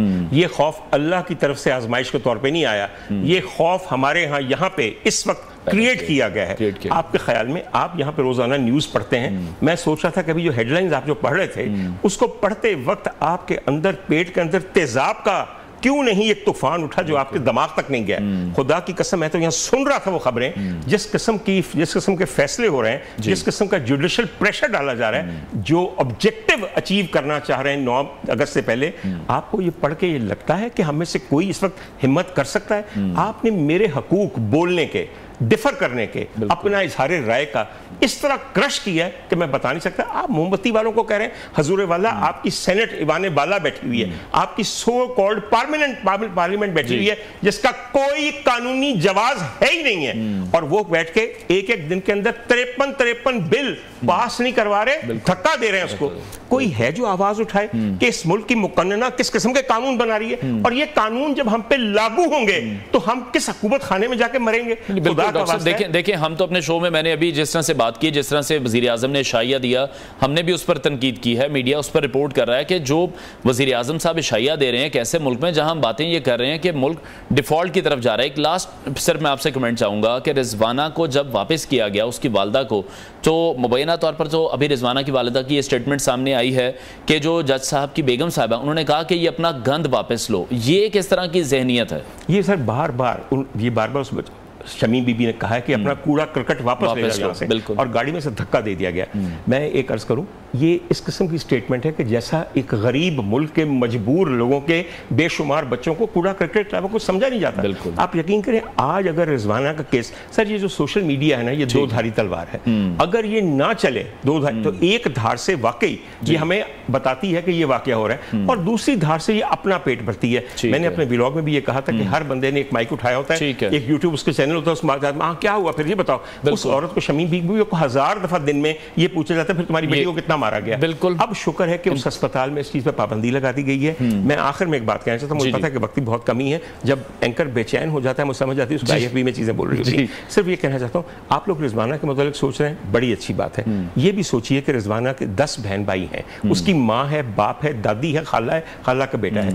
They have been here for such a long time. उनका कोई कमाने वाला नहीं है, कोई ऐसा तरीका, कोई मोमबत्ती वाली आंटी, कोई NGO वाली आंटी एक ऐसी चीज बनाए जो कि उसकी फैमिली को थोड़ी देर के लिए मॉनेटरी सपोर्ट करे। ये मत भूलें कि रिजवाना उनका कमाऊ पूत था। वो जो 10,000 रुपए आते थे, सोचें कितने बड़े 15 बंदों के खानदान के लिए, वो भी अब बंद हो गए पिछले महीने से। तो खुदा के लिए इंसानियत का तकाजा ये है, और खुदा का वास्ता है, आपके मुल्क में इस साल इलेक्शन होते हैं, अगले साल नहीं होते, एक दफा सोचें कि हमने अगर कोई बेहतरी देखनी है और रिजवाना और तैयबा के मुख्तलिफ केस खत्म करने हैं, हुक्मरानों को चूज करने में सोचिए और समझिए इस बात। ठीक है, बहुत शुक्रिया डॉक्टर उमर आदिल हमारे साथ इन कॉन से। ब्रेक लेते हैं, ब्रेक के बाद आपको दोबारा ज्वाइन करें।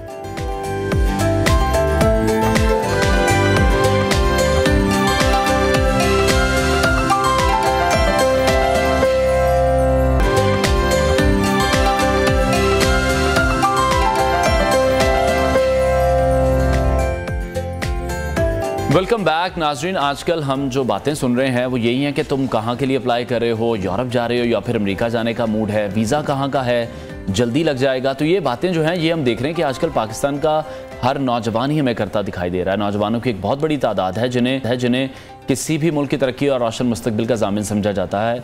इस मुल्क में वो अब नहीं रहना चाहते। अपने इर्द गिर्द अगर हम नज़र दौड़ाएं तो देखें कि हर दूसरा दोस्त या अजीज़ जो है वो अमेरिका में है, कनाडा में है, ऑस्ट्रेलिया में है या बरतानिया, किसी भी यूरोपीय मुल्क में अपनी ज़िंदगी गुजारने के ख्वाब देख रहा है। और लेकिन आखिर ऐसा क्यों है? जो हमारी नौजवान नस्ल है वो अब पाकिस्तान में क्यों नहीं रहना चाहती? क्या उन्हें पाकिस्तान में अपना मुस्तकबिल ख़तरे में नज़र आ रहा है? क्योंकि जो इकॉनमी की सूरत हाल इस वक्त हो चुकी है, जो खदशात लोगों को मौजूद हैं, सिर्फ अगर हम 2022 की बात करें तो 2022 की जो फिगर्स हैं वो तकरीबन 11 लाख के करीब लोग ऐसे हैं जो कि पाकिस्तान छोड़कर दूसरे ममालिक में चले गए हैं। उनमें डॉक्टर्स भी हैं, इंजीनियर्स भी हैं और IT माहिरीन की भी एक बहुत बड़ी तादाद उसमें शामिल है। अगर हम अपने पासपोर्ट डायरेक्टोरेट की बात करें तो पहले भी हम देखते हैं वहाँ पर लाइनें लगी होती हैं, हज़ारों की तादाद में रोज़ाना पासपोर्ट बनाए जा रहे हैं, लेकिन ये तादाद अब बताया जा रहा है कि दुगनी हो चुकी है। तो नौजवानों की जो वर्क फोर्स है वो मुल्क में रहने को तैयार नहीं है। हम सिर्फ मुल्क में ज़र मुबादला आता देखकर ही खुश होते रहेंगे। इसी वाले से हम बात करेंगे। International education expert doctor Ali Raza ने हमें ज्वाइन किया। डॉक्टर साहब बहुत शुक्रिया आपके वक्त के लिए। तादाद है, बहुत बड़ा नंबर है जो हम डिस्कस कर रहे हैं। और ब्रेक में अभी आप ही मुझे बता रहे थे कि जो 2023 के पहले 6 महीने के फिगर्स हैं वो तो अब almost it's going to be double. Almost 8 lakhs। So end of the year it should be 15-60 lakhs। ठीक है। सो people are going abroad, but there are certain reasons. There is a phenomenon called brain drain. Ji. One is called, let me explain to you, one is called brain drain, other one is brain gain. ठीक है. So two different phenomena. 1971 starting from there, so immigrations होती हैं, brain drain भी होता है. We used to have like 1.1 crore, like 1.25 crore से 1.5 crore बंदा 1971 से लेके 2000 के अराउंड गया है. But what happened in 2021-22 there was 2.5 lakh से 5 लाख बंदा गया है. बट अभी जो सर्च आपके एक पीक की तरफ जा रहा है, there is a reason for political issues.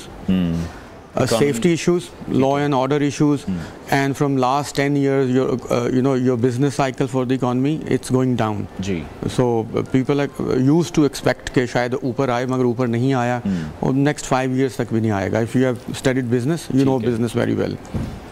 तो things are not good for Pakistan. जितनी भी फिर इसका मतलब हमारी स्किल्ड फोर्स है, जितने हम डॉक्टर्स यहाँ बना रहे हैं, इंजीनियर्स बना रहे हैं, आईटी एक्सपर्ट्स बना रहे हैं, या अगर मैं सिर्फ लेबर की ही बात करूँ तो वो तो फिर दूसरी कंट्रीज को ही सर्व करते हमें दिखाई देंगे.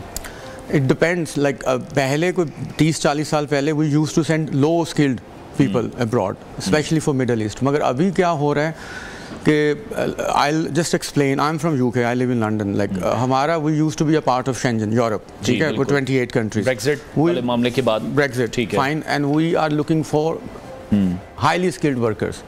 ठीक है. India is the main market, but Pakistan is next to them.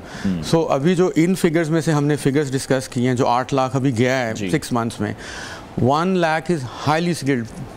Highly skilled IT professionals, pharmacists, doctors, media related people, from the newspapers, everybody is going. They are going to UK, Europe, obviously due to the dollar parity. And Pakistan ke halat, they are not good. And even the students are leaving. From the bachelors, they are leaving. And even after the masters, they go abroad and they will never come back. पहले लोग वापस आ जाते थे. Myself, I'm an example. I used to come every 2 months. I come to Pakistan. मगर अभी nobody is willing to come back. Economic situation हमारी, बिल्कुल आप भी ये ठीक कह रहे हैं. तो ऐसा क्या फिर वो ममालिक कर रहे हैं कि हम वहीं पर ज़्यादा इंगेज हो रहे हैं? हम अपने यहाँ तो देखते हैं कि बहुत सारी कमियाँ हैं कि हम यहाँ पर इंडस्ट्री भी नहीं लगा पा रहे, चीज़ों को डेवलप भी नहीं प्रॉपर तरीके से कर पा रहे. तो जो नौजवान हैं, अगर वो डिग्री ले रहे हैं, उनकी डिग्री यूज़ ही कहीं पर नहीं हो रही, उन्हें नौकरियाँ भी नहीं मिल रही. There are two kind of brain drains. Fine. One is the employment brain drains. Other one is the productive, and the third one is the money flight. Okay, it's not the money laundering. ठीक है, when the people go abroad, they also take the जो बंदा यहाँ पे काम करेगा IT expert, वो tax देगा. ठीक है, आपका टैक्स रेवेन्यू में इजाफा होता है. अगर 1 लाख IT वर्कर चला गया पिछले 2 साल में, तो nobody will go to give you tax. ठीक है, टैक्सेबल नहीं है क्योंकि उनके डॉलर्स बाहर से आते थे. India have done something very very unique in last 10 years. उन्होंने IT इंडस्ट्री को इस तरह डेवलप किया है कि they have the reverse brain drain. उन्होंने डेफिनेटली पे को $2-3 हज़ार नहीं दिया. उन्होंने को $1,000 मिनिमम वेजेस कर दी IT में. As trying to come. When I was studying, even मेरे साथ जो स्टूडेंट्स थे, they used to come back to India कि we will have good opportunities, very good pay. Pakistan ने अभी तक IT, we got very good freelancers, top 5 country for freelancers, मगर उनको भी कोई फैसिलिटेट नहीं किया गया. There is no banking accounts, there is no tax, हमें बेनिफिट्स कुछ नहीं है. तो now people are, every country have started a freelancers visa. Every country almost in Europe and UK and Canada and USA. So हमारा IT expert तो हमने develop किया. The second thing, the degrees which our universities, HEC is offering, that is not up to the standard, the world standard. We got 200 plus universities, but not a single degree which is up to the world standard. ठीक है. तो अभी जिस तरह से हम ये देख रहे हैं कि रोज़गार के जो मौके हैं वो तो पाकिस्तान में बहुत ज़्यादा श्रिंक होते चले जा रहे हैं, कम होते जा रहे हैं. लेकिन अगर इतनी बड़ी तादाद में लोग बाहर जाएंगे तो फिर जो पीछे बच जाएंगे, तो आपको लगता है उनके लिए फिर जो नौकरियां हैं वो सेटल हो जाएगा कहीं ना कहीं मामला? या बट मैंने आपको कहा पहले भी, there is a two kind of one is the money flight. Money flight तो हमारी इसके साथ ही हो जाती है. Other one is the skilled worker, they are going abroad. तो जो स्किल्ड वर्कर्स हैं, जब वही नहीं होंगे तो जॉब्स तो उनके लिए क्रिएट होती हैं. ठीक है, लेबर क्लास के लिए तो we got so much labour already. आप चाइना का एग्जांपल ले लें. China got so much labour class, ठीक है, but they wages are very high, and the IT workers, the doctors and engineers, the chartered accountant, they are very well paid, even the world's biggest population. And the same India followed. हमने 1971 में China was not even in the 100 economies of the world top. China ने restructuring की.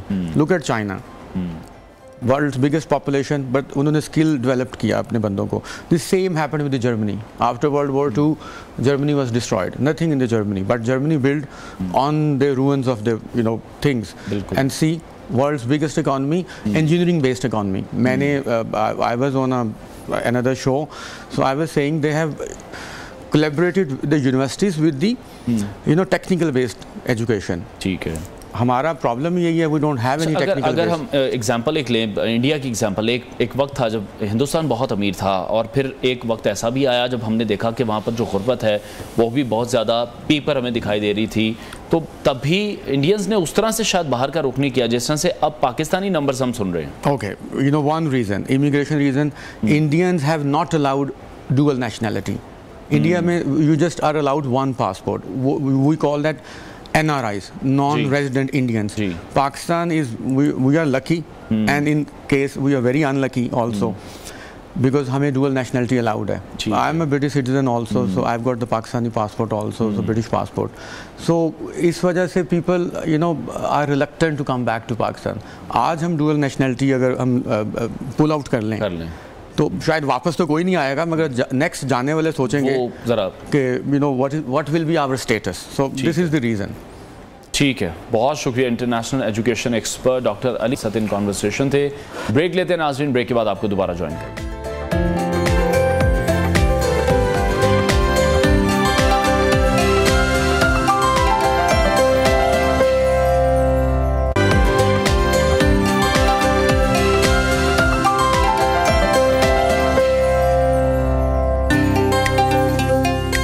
Welcome back. Programme के आखिरी हिस्से में हम बात करेंगे आपकी सेहत से मुतालिक, और आज हम एक ख़ास ग़िज़ा के बारे में बात करने वाले हैं जो कि इन दिनों मर्द और ख़वातीन में बहुत ज़्यादा मकबूल हो चुकी है, क्योंकि हर किसी की कोशिश है कि अपना वज़न कंट्रोल किया जाए, आपका जो बॉडी है वो काफ़ी फिट होनी चाहिए। तो इस डाइट प्लान को वीगन डाइट कहते हैं। इस डाइट में हर किस्म के गोश्त, अंडों और जितनी भी डेयरी मसनूआत हैं इनसे परहेज़ किया जाता है, और इनके मुतबादिल में अजनास, हम वेजिटेबल्स की बात कर रहे हैं, फलों की बात कर रहे हैं, तो इनके ज़रिए सेहत को बेहतर बनाने की कोशिश की जाती है। वेगन डाइट में आप जो भी खाएंगे उसे आपसे बॉयल करेंगे मिर्च मसाला लगाकर, या फिर कच्चा ही खा जाएंगे। जैसे फल सब्जियां हैं, दालें हैं, चने हैं, खुश्क मेवाजात हैं, बीज हैं। वेगन डाइट के हमने देखा फ़वाइद बहुत ज़्यादा हैं, लेकिन इसका जो सबसे ज़्यादा बड़ा फ़ायदा देखने में आया है वो वज़न में कमी आना है।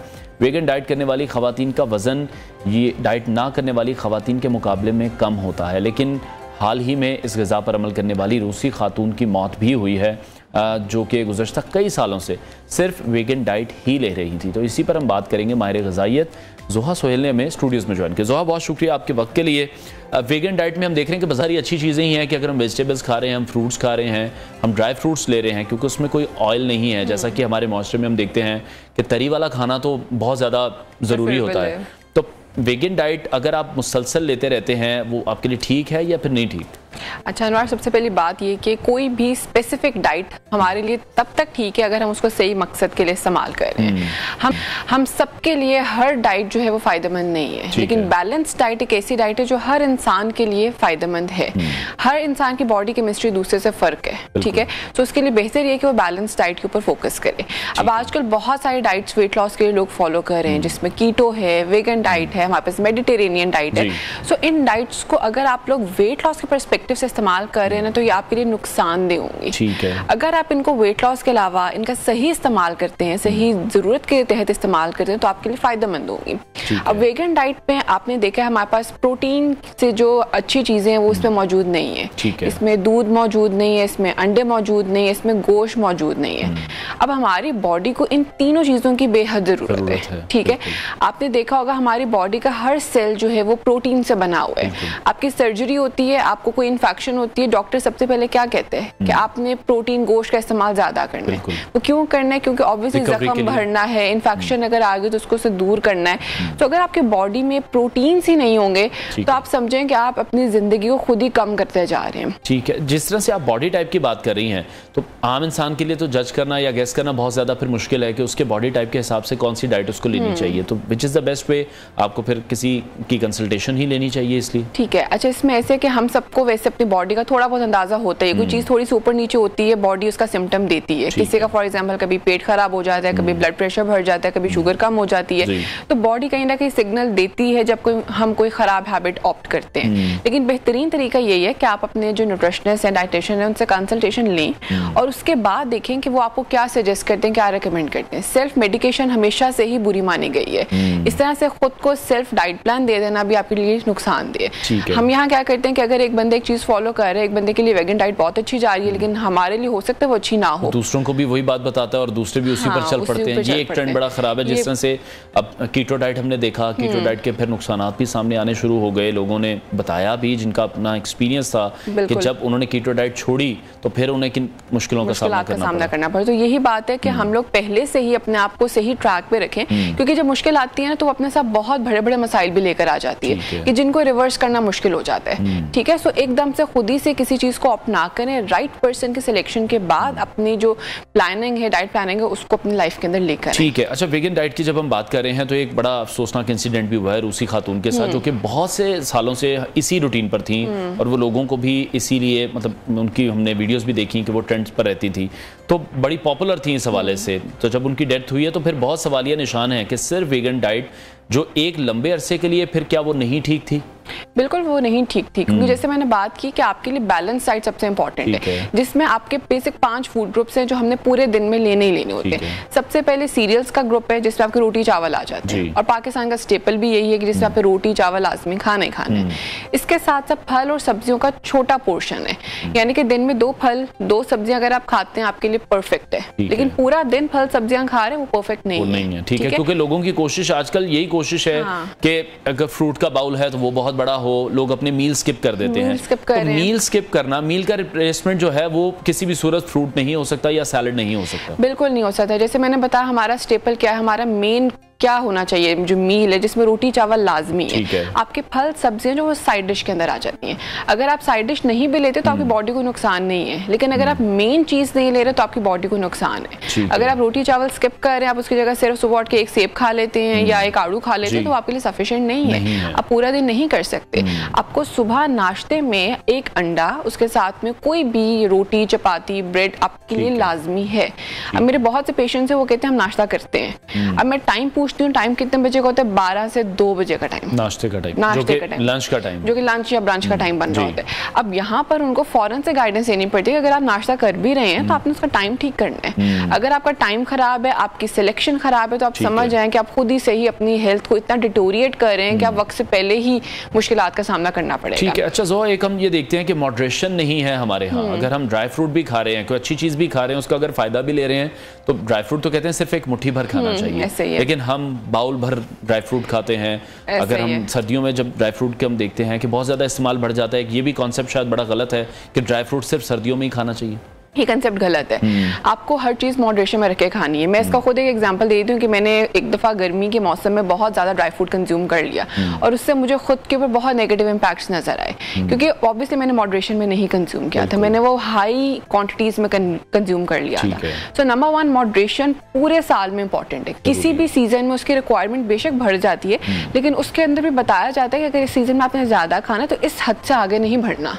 हम क्या करते हैं कि हर लिमिट को क्रॉस कर देते हैं और हम उस लिमिट से आगे जाके खाना शुरू कर देते हैं। ठीक है, लिमिट्स क्रॉस नहीं करते। ठीक है, अच्छा आजकल का जिस तरह का मौसम है, ह्यूमिडिटी है, बहुत ज़्यादा स्वेटिंग होती है, पानी तो हम देखते हैं कि हमें डिहाइड्रेट नहीं होना, पानी पीना है। और कौन से ऐसे जूसेस हैं, फ्रूट्स हैं जो स्पेसिफिकली हम इस मौसम में अगर इस्तेमाल करते हैं तो फिर कोई बचत हमारी भी हो सकती है? इंपॉर्टेंट बात आपने की। अब यहाँ पर हम वेगन डाइट इस्तेमाल कर सकते हैं, यानी कि आप अपनी डेली रूटीन की वैसी चीजें रखें और उसमें वेगन डाइट एडिशनल शामिल कर लें। किस तरह से करनी है? जैसे अब मौसम बहुत खराब है, ह्यूमिडिटी है, हर एक को डायरिया वॉमिटिंग का मसला चल ही रहा है और पानी की कमी भी बहुत ज्यादा हो रही है, तो उसमें अगर आपसे खाली पानी नहीं पिया जाता, आप मुख्तलिफ सब्जियों के और फलों के जूस पी सकते हैं। नंबर 1 पे फालसे का जूस आजकल बहुत ज्यादा अवेलेबल है और बहुत से लोग फालसा स्टोर भी कर लेते हैं, तो उसको बिल्कुल स्टोर करें, क्योंकि फालसे में कुदरती एक प्रॉपर्टी है हमारे पास कि जो हमें गर्मी की जो बैड रेज है, यूवी रेज, उससे बचा के रखता है।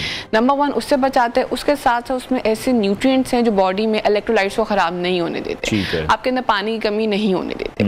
अगर मैं सब्जी की तरफ आ जाऊं तो लौकी सबसे बेस्ट सब्जी है जो गर्मी के सीजन में इस मौसम में हमारे लिए बहुत मुफीद है, क्योंकि इसकी कुदरत की तरफ से एक प्रॉपर्टी की कूलिंग इफेक्ट देती है, हमारी बॉडी को गर्म टेम्परेचर के अंदर ठंडा रखने की कोशिश करती है। तो इसका इस्तेमाल सब्जियों में सबसे टॉप ऑफ द लिस्ट रखें ताकि आप फायदा हासिल। ठीक है, बहुत शुक्रिया माहिर ग़िज़ाइया ज़ोहा सूद। कॉन्वर्सेशन थी। नाज़रीन, प्रोग्राम का वक्त खत्म हुआ। इंशाल्लाह मंडे को आपसे मुलाकात करेंगे। अपना बहुत सारा ख्याल रखिए। जुमा मुबारक। अल्लाह हाफ़िज़।